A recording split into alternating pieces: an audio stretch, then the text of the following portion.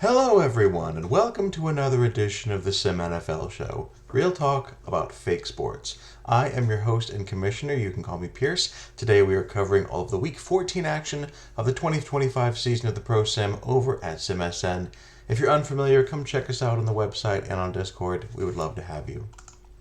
So as always today, we'll be going over the stats and summaries from all of the Week 14 action. Got a great slate of games to talk about. We will finish that up with my picks for the players of the week, do a quick injury update, and look at the NFL standings by conference as we are in the thick of the playoff race. Then we will go through the current draft order and the clinching scenarios for both conferences in the playoffs. And then we'll wrap things up with our preview for Week 15 games as we enter the home stretch of this pro season. So excited you're here. We'll go ahead and get started. So there was a great game to kick off the week on Thursday night between the Panthers and the Raiders, with the Panthers escaping with a 24-21 victory. James Hickson was sacked on the very first play, was able to recover, drive the Raiders into Carolina territory, but they missed a 38-yard field goal on the opening drive. Both those outcomes would be very prophetic. On Vegas' second drive, a sack and an offensive penalty pushed them all the way back to a 3rd and 35 scenario, which incredibly they converted, with James Hickson finding James Blank with a 51-yard pass to convert, get an extra set of downs. They would connect again for a 12-yard touchdown to top that drive off, and the Raiders would take the early lead. Vegas' third drive, Hickson would throw an interception to Gilberto Santana. That was returned all the way to the Vegas 13-yard line. Dakota Link then found Don Scott for a 1-yard touchdown to tie the score at 7. Late in the second quarter, another interception from Hickson, this time by Andrej Harris. Carolina converted 3 third downs of 10 yards or longer on this drive, including a 24-yard touchdown pass from Link to Kelvin Dupree on 3rd and 13. And that gave Carolina the lead again, 14-7, going into halftime. Going now to the fourth quarter, a third Hickson interception, this one by Roy Bass, was returned all the way to the Raiders' 6-yard line. But Link would be sacked twice, and Carolina would settle for a short 20-yard field goal. That did give them the biggest lead of the game so far at 17-7.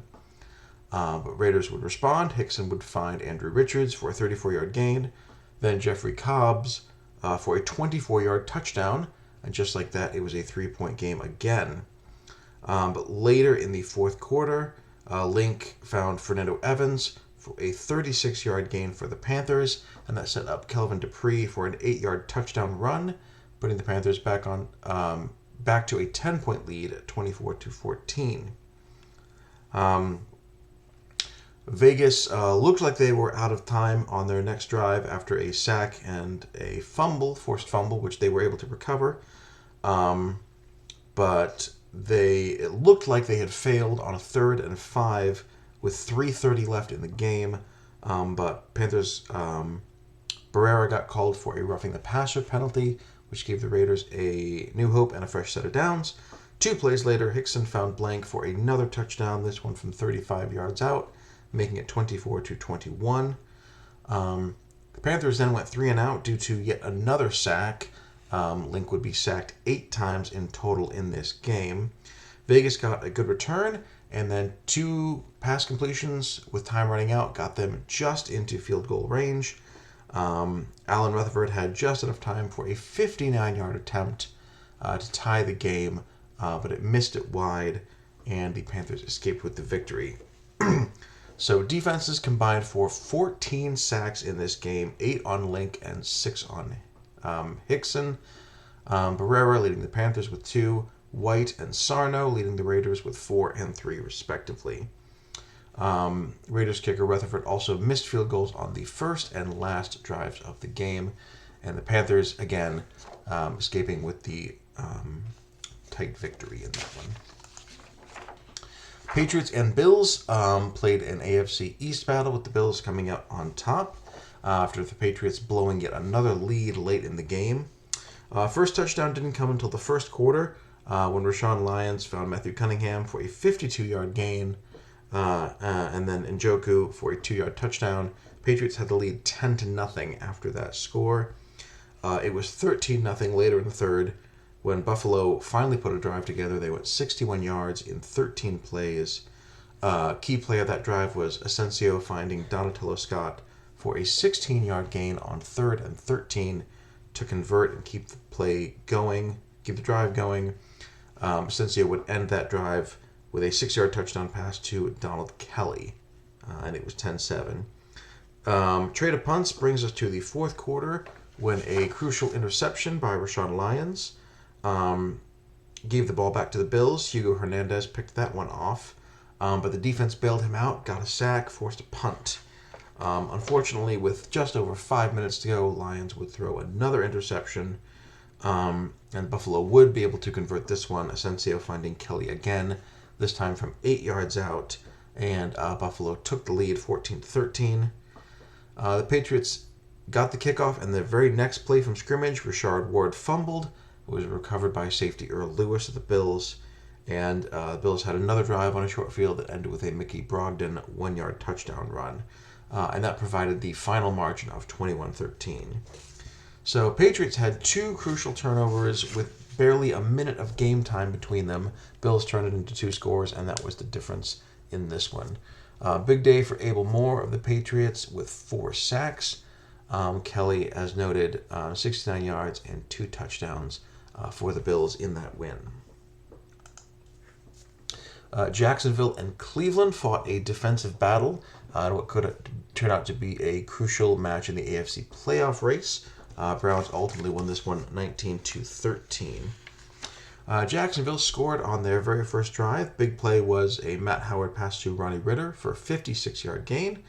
And then Howard connected with Wayne Ricketts in there for the injured Doug Peterson, and that was a 13-yard touchdown pass for Ricketts to give Jacksonville the early lead. Browns would tie it up late in the first quarter with a 10-play, 72-yard drive. Rivera tossing a 32-yard touchdown pass to George Lovejoy. And then it was 10-10 in the late second quarter when the Browns had a punt partially blocked. It only went 12 yards, and the Jaguars got the ball at midfield. But driving to try to score before the end of the half, Howard threw an interception to Colton Hayes, and the Browns escaped that and went into the halftime still tied at 10. Defenses were dominant in the second half. It was 13-13, very near the end of the game, late in the fourth quarter, when with 1:38 to go, Howard threw his second interception of the game, and this was a pick 6 for linebacker May Felipe. Extra point was missed, but the Browns had their final winning score. Yes, the Browns escape with a 19-13 victory on the back of that big pick 6. Big day for Wayne Ricketts, again subbing in, 142 yards and a touchdown for him. Reyes Azul, a great day, 13 tackles, 6 tackles for loss. Deshaun Siciliani with a fumble recovery and 3 broken passes. Brian Luddy with 3 sacks for the Browns, and then Felipe, of course, with that game-defining interception to give the Browns the win. Bears and the Lions had a wild game, ending with the Lions on top. Detroit had the first chance to score. They drove down the field, and after a completion to Thomas Bullock near the goal line, he was stretching to try to put the ball across the goal line, and he fumbled. Giannis Wright knocked it loose, and the Bears recovered at the 1-yard line. And after a few plays and a defensive penalty, Gerald Lewis found Pat Flexen on a 91-yard touchdown pass, tying the longest play for this year and I believe league history. So huge switch there with the Bears getting the ball at the 1-yard line on the turnover, then a 91-yard touchdown to take the early lead. Late in the first quarter, Lewis actually fumbled the ball on a running attempt, gave Detroit the ball at the Bears' 23. That led to a Randall Hansen touchdown pass to tight end Frank Moore, which tied things up early at 7.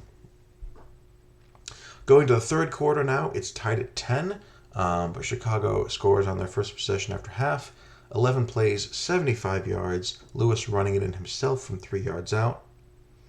But the Lions would respond in kind, 75 yards for them, also in 11 plays. Randall Hansen going to Thomas Bullock for a 4-yard touchdown, tying the game at 17. Into the fourth quarter, Bears would take another lead. Pat Flexen with a 17-yard touchdown run. But yet again, Detroit would respond. With 4:29 left in the game, Detroit got an excellent punt return to set them up at the Bears' 43-yard line. And then a few plays later, Bianchi ran it in from 41 yards out, doing it all himself, and it was tied at 24. Stanley Segovia responded on the next drive. He broke off a 59-yard run, setting up Pat Flexen for his touchdown run from 6 yards out a couple plays later. That put Chicago on top, 31-24, with only a minute 42 to go.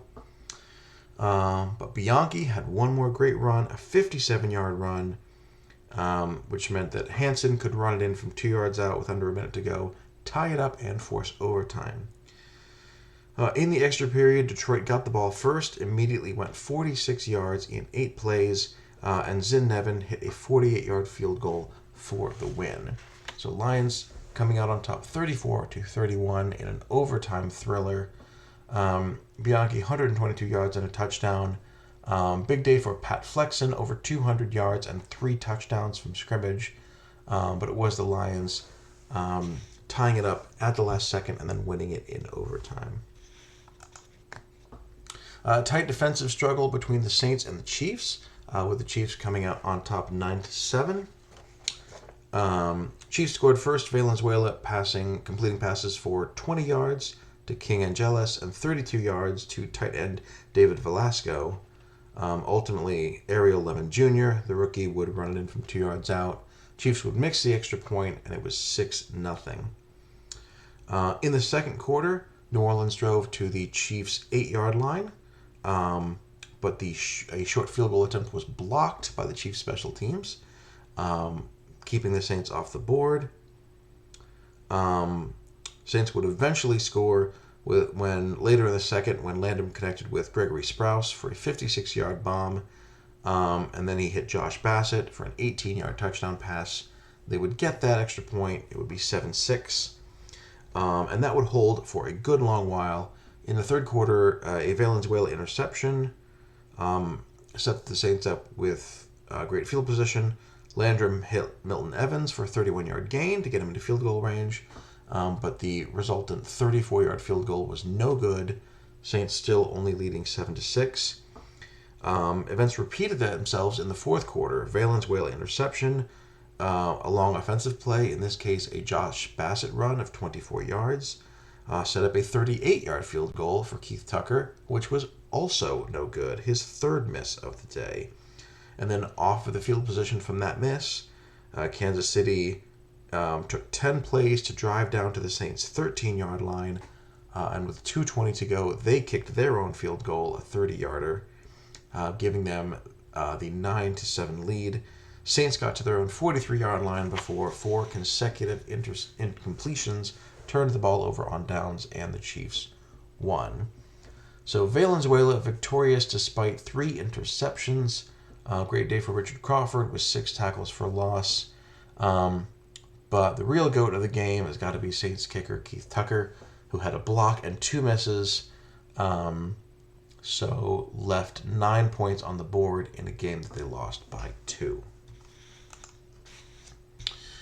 A wild upset with the Seahawks defeating the Rams 30-27, spoiling the Rams' chances to clinch the division early. This one had a lot of offense back and forth, but it started slow. In the second quarter, it was only 6-3 before Rams finally found the end zone. Avila had a drive where he went 5 of 6 for 73 yards. The final 17 of those were past James LeClaire for the first touchdown of the game in the lead, 13-6. 10-6 would have been the score at that point. but Seattle responded. Jeremiah West finding Terrence Hoffman for a 42-yard gain, and then another connection for 15, leading to Clayton McGee running it in from 5 yards out. So Seattle getting the lead 13-10 there. It was tied at 13 in the third quarter when West threw an interception to Jason Bumbarger of the Rams. Seattle had driven all the way to the Rams' 27-yard line, but were denied points because of that takeaway. Then Avila found backup running back Jake Duda for a 44-yard gain, led to an Anthony Larry touchdown catch, and it was the Rams who would be on top 20-13 at that point. But Seattle responded, West finding Hoffman again for a big gain, 52 yards. McGee, another touchdown, this one running it in from a yard out, tied at 20. Rams would respond quickly, Avila bombing one to Scott Baldwin for a 47-yard touchdown. And then going to the fourth, Rams drove to the Seattle 39-yard line, still up a touchdown, but Avila threw a crucial interception to Razul Miller, denying the Rams the opportunity to extend that lead. And then Seattle took the ball in only 6 plays. They went the other 61 yards west to Terrence Hoffman, who finally found the end zone, 32-yard touchdown. That tied the game at 27 with 3 minutes and 40 seconds to go. Rams got the ball, looking for the game-winning score, drove to the Seattle 39-yard line, but with a minute and a half left, missed a long field goal, would have been a 56-yarder. And the ensuing play, Jeremiah West found Clayton McGee for a 49-yard long pass, getting Seattle into field goal range. They ran the clock down and kicked a 26-yarder for the game-winning points. So Seahawks came out on top 30-27. They're still alive in the playoff race and in the West. Clayton McGee, fantastic day, 191 yards and 2 touchdowns on 31 total touches. Terrence Hoffman, 9 catches, 187 yards and a touchdown for him. Avila still put up big yards, 355, including 154 and a touchdown to Scott Baldwin, but it was not quite enough as the Seahawks pulled off the upset. As for the rest of the Week 14 scoreboard, the Ravens scored 3 touchdowns in the fourth quarter to come back and beat the Bengals. Quandre Quintanilla was 24 of 36 for 291 yards and a touchdown, plus an additional 73 yards and a touchdown rushing with no turnovers. Fantastic day for the young rookie, getting his second divisional win.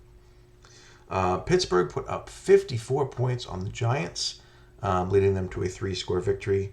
The Steelers and Giants combined for 8 rushing touchdowns. Robert Morris threw for 214 yards and rushed for another 133, though he did throw 4 interceptions on the day. But Steelers were able to overcome that and win 54-32 was the final. Eagles beat the Cardinals in a NFC Bird battle 35-7. Daquan Badgley had a great day, 146 yards rushing and 2 touchdowns on only 12 rushes. Philadelphia ran for 329 yards as a team, running all over the Cardinals. Green Bay easily handled the Jets, 44-7. Garibay was 20-26, 211 yards, 3 touchdowns, and a pick. Likewise, Hammonds was fantastic for Miami as they beat the Minnesota Vikings 36-7. Hammonds was 24 of 43 for 403 yards and a touchdown. Miami again showing up as a second-half team. They scored 30 points in the second half to put this one away. Indianapolis beat San Francisco 42-7. Mitchell Reynolds had 148 yards and 2 touchdowns on 33 carries. And then William Weber, also 127 yards for him and a touchdown on just 9 carries. So 2 great rushing performances there for the Colts in that big victory. The Chargers got by Tampa Bay 27-6. James Carter, 29 carries, 133 yards and a touchdown for him. Denver dominated Atlanta 44-17 was the final. Michael Carter continuing to shine, 30 carries, 252 yards rushing and a touchdown. And then in a wild Monday night shootout, Washington beat Dallas 45-36. Joe Morrison was 25 of 36, 386 yards and 2 touchdowns. Jesse Knoll had 315 passing yards, another 153 rushing yards as well. But the big story for the Washington game was Randy Espino with 2 punt return touchdowns and 200 punt return yards, leading Washington to a big primetime divisional victory.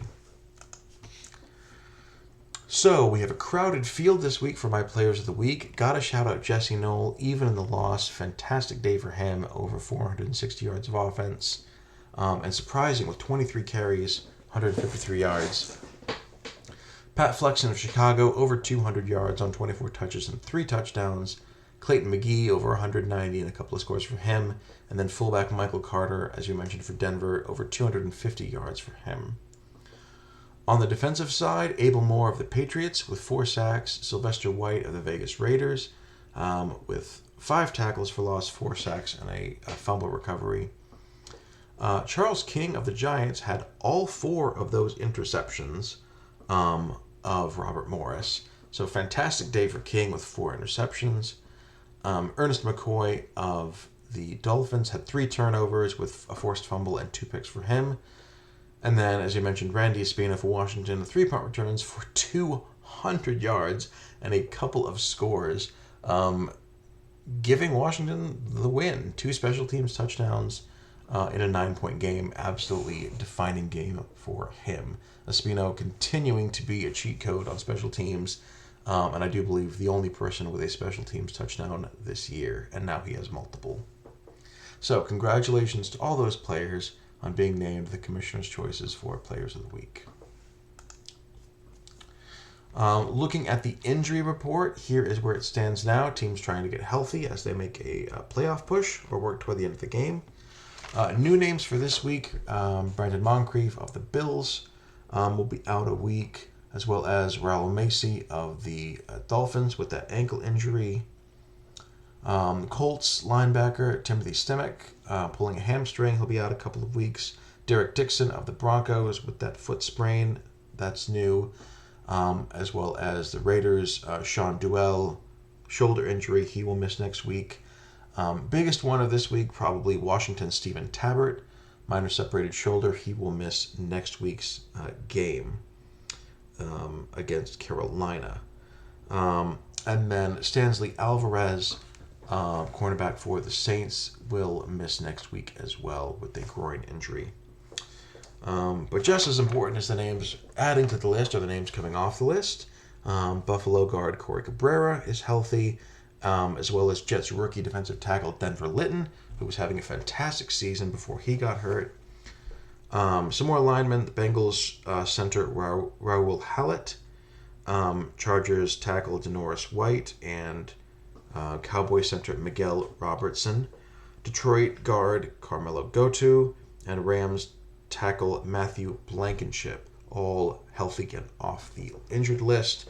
Finally, Kansas City wide receiver Michael Walker, also healthy as well. So here is where we stand in the AFC. Still a big cluster in the middle there. We'll go through the tiebreakers. But of course, Miami's still at 13-0, Denver at 11-2, still looking fantastic, and then a big grouping of teams. So at the top, we now have Cleveland in the 3 seed ahead of Indianapolis. Last week, Indianapolis had one more conference win, but Cleveland just has matched them with conference record. So now it goes to strength of victory, where the Browns have the edge.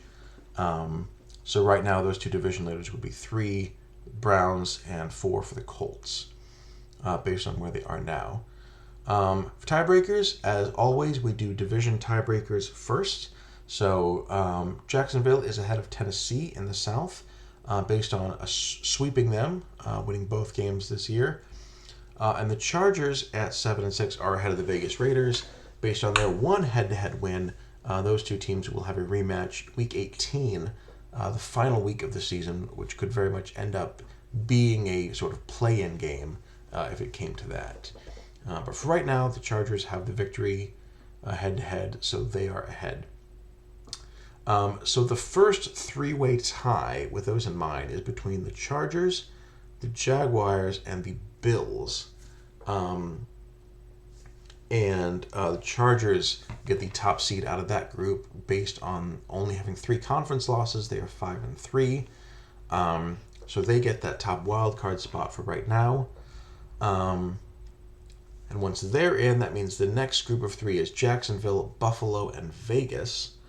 And then I had to condense these because I was running out of space. But Jacksonville, who is 5-4, has the better conference record, so they go in at 6. Now we can finally add Tennessee into the mix, and Tennessee also gets ahead on conference record. They're 4-4, so they have 1 fewer loss. So they get into that 7 spot, and then on the outside looking in are Buffalo and Las Vegas, and that difference, since their conference records are the same, is strength of victory, where Buffalo has a pretty decent lead, 44 basis points. Both those teams, again, on the outside looking in, needing help to get in, even as they are in a 5-way tie at 7-6. So a lot of football left to be played.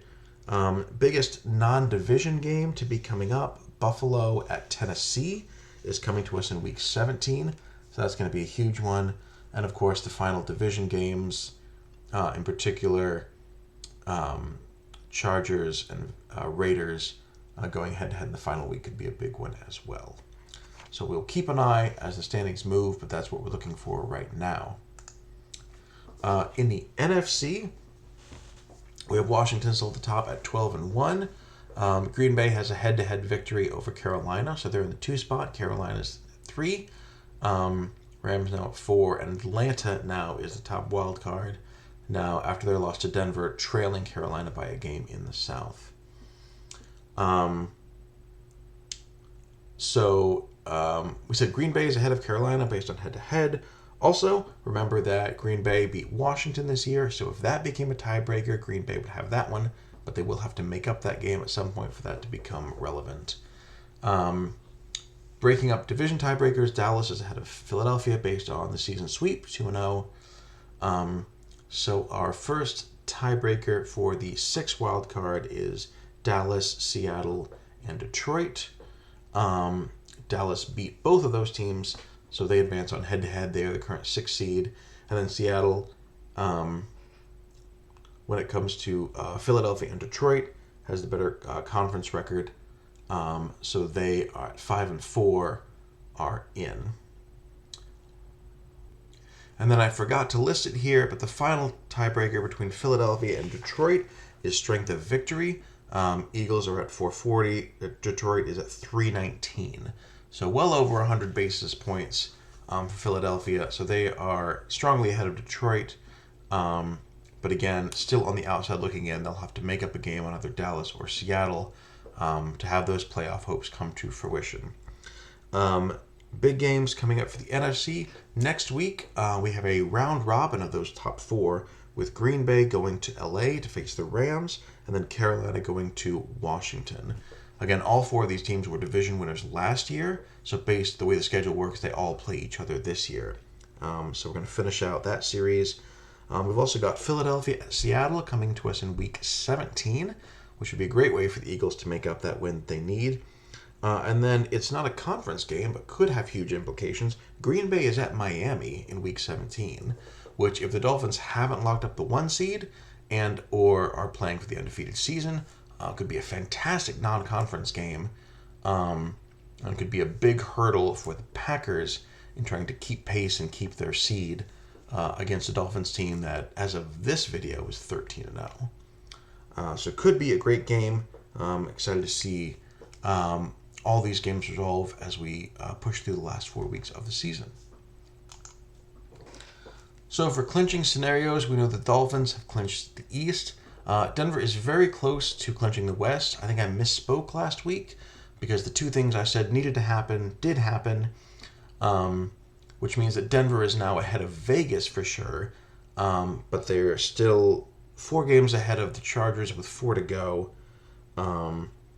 If they were to be tied, if Denver somehow lost out and the Chargers won out, it would come down to strength of victory, which they are very, very close on. So I can't say for sure that Denver has clinched the West, but all they need is a win or a tie, or for the Chargers to lose or tie, because it's a 4-game lead with 4 to go.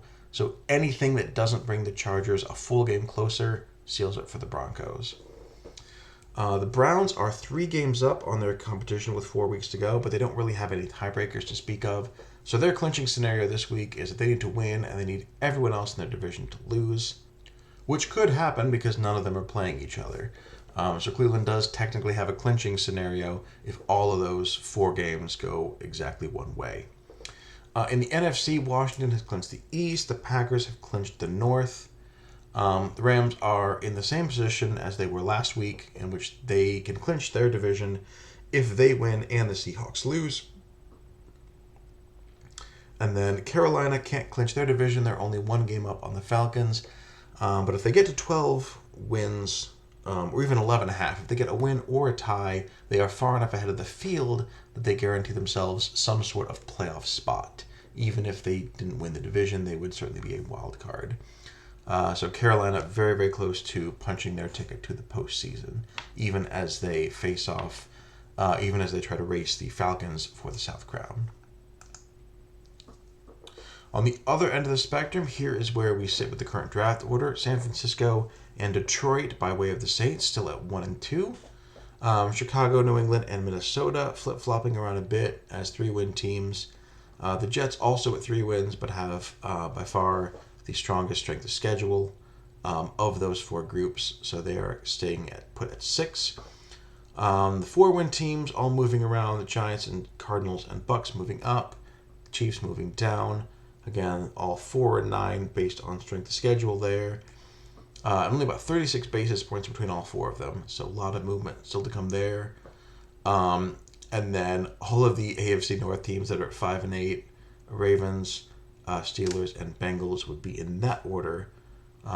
Because again, draft order only uses strength of schedule, so it's not necessarily purely inverted division rankings. So right now those teams are 11, 12, and 13 in that order. But still 4 weeks of football left to be played. And here's the first of those final 4 weeks. We are done with bye weeks now. Everyone plays the last 4 weeks of the season, so it's a sprint to the finish. We start things off on Thursday night. Seattle is going to Houston to face the Texans. 2 teams still vying for playoffs, so should be an excellent game. At noon, we have the still undefeated Dolphins going to Cleveland to face the Browns, 8-5. And then the first of those great NFC round-robin games with Carolina at Washington would be a huge shift in the power dynamic if the Panthers were to win. But we will see what happens. And then as we move to the afternoon, Denver at Tennessee. Should be a great AFC East game. And then the second of those NFC division leader matchups with Green Bay going to LA to face the Rams. It's a bit of a dip competitively down from there, as Sunday night we finish off the day with Arizona going to San Francisco, and then Monday night Cincinnati will be at the New York Jets. So more about draft order than about playoffs in those 2 final games, but hopefully should still at least be good matchups and good TV. So looking forward to those. So that is everything I have for this edition of the SimNFL show. Short and sweet this week, but as we work on playoff scenarios, as those get more complex, we'll be diving into those much more. And as extensions start to open up in the next couple of weeks, we'll have a lot of media as players start to sign those. So hopefully those are a couple big features that we'll have over the next few weeks of the season. But that is it for now. Thank you so much for stopping by and watching today. And as I say to all users in all of our sims, good luck and have fun.